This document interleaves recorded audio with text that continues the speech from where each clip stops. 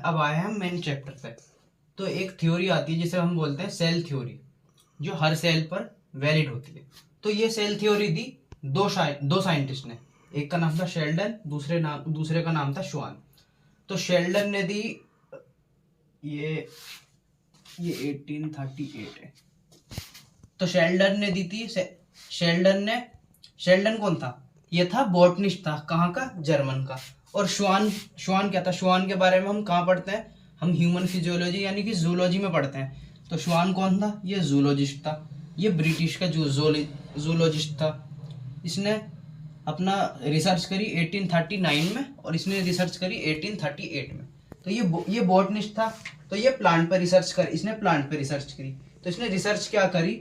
इसने देखा कि प्लांट में डिफरेंट सेल होती है और वो फॉर्म करती है डिफरेंट टिश्यू। वही टिश्यू वाली डेफिनेशन, ग्रुप ऑफ सेल क्या होता है? टिश्यू होता है। तो इसने क्या बोला कि डिफरेंट सेल से क्या फॉर्म होते हैं? डिफरेंट टिश्यू बनते हैं। तो ये कहा 1838 में शेल्डन ने। अब श्वान ने क्या कहा? श्वान ब्रिटिश जूलॉजिस्ट था, तो भाई ये जूलॉजिस्ट है। जू का मतलब होता है एनिमल। तो इसने एनिमल सेल पर रिसर्च की। तो इसने क्या देखा कि एनिमल सेल में एक आउटर लेयर होती है जिसको हम सेल मेम्ब्रेन या प्लाज्मा मेम्ब्रेन कहते हैं। एनिमल सेल में एक आउटर लेयर होती है जिसे हम सेल मेम्ब्रेन या प्लाज्मा मेम्ब्रेन कहते हैं। तो इसने ये चीज चेक करी एनिमल सेल में। फिर इसने देखा कि यही चीज प्लांट में भी होती है या नहीं। तो इसने जब प्लांट पे रिसर्च करी तो इसे दो बात पता लगी कि प्लांट में सेल मेम्ब्रेन तो होती है, पर इसमें एक चीज और होती है, एक स्पेसिफिक चीज और होती है, सेल वॉल। ठीक है, तो प्लांट में सेल मेम्ब्रेन और सेल वॉल दोनों होती है, जबकि एनिमल सेल में सिर्फ सेल मेम्ब्रेन होती है। तो सेल प्लांट का ये यूनिक फीचर, ये कह सकते हैं स्पेसिफिक फीचर था, क्या? Presence of cell wall. तो ये श्वान जो था उसने एक हाइपोथेसिस दी। हाइपोथेसिस यानी अभी ये थ्योरी में कन्वर्ट नहीं हुई, अभी इसे थ्योरी नहीं बोल सकते। इसने खुद ही ऐसा सोचा, इसने हाइपोथेसिस दी कि ऑल लिविंग ऑर्गेनिज्म, जितने भी जिंदा जीव जंतु हैं, वो सेल और सेल के प्रोडक्ट के बने हुए हैं। तो इसने ये हाइपोथेसिस दी। हाइपोथेसिस यानी अभी थ्योरी में कन्वर्ट नहीं हुई। फिर क्या हुआ? शेल्डन को इसकी हाइपोथेसिस के बारे में पता लगा, तो इन्होंने आपस में कोलैब होकर के क्या दी? सेल थ्योरी दी।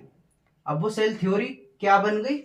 अब इन्होंने आपस में रिसर्च किया और इस बात को प्रूव कर, तो इन्होंने थ्योरी बना दी कि ऑल लिविंग ऑर्गेनिज्म, जितने भी जिंदा जीव जंतु हैं, वो सेल और सेल के प्रोडक्ट के बने हुए हैं। तो इन दोनों ने ये बात प्रूफ कर दी।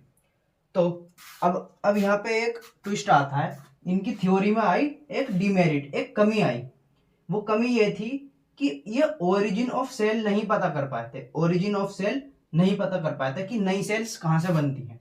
ये तो इन्होंने बता दिया कि सारे लिविंग ऑर्गेनिज्म सेल और सेल के प्रोडक्ट के बने हुए हैं, पर इन्होंने ये नहीं बता पाए दोनों कि सेल का ओरिजिन कहाँ से हुआ, यानी कि सेल बनती ही कहाँ से है।